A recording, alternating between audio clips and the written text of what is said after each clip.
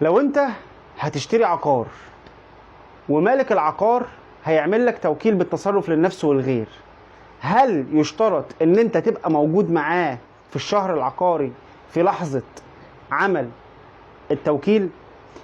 الإجابة طبعا لا. ليه الإجابة لا؟ التوكيل بالتصرف للنفس والغير لا يحتاج إلا صورة بطاقة الرقم القومي للشخص اللي هو هيتعمل له التوكيل، وصورة بطاقة الرقم القومي للوكيل اللي هو هيعمل التوكيل. يعني صورة بطاقة البايع وصورة بطاقة المشتري، على أن يكون الشخص البايع موجود بشخصه. يعني الشخص البايع لازم يكون موجود. أما بالنسبة للمشتري فمش لازم يكون موجود خالص لحظة عمل التوكيل، بل يكتفي بوجود البائع.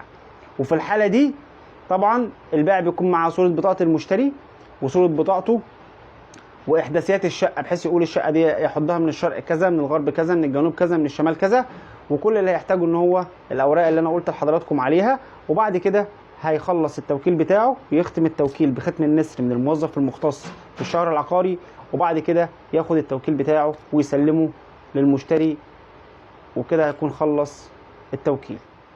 فولو ولايك واستنوني في معلومه قانونيه جديده.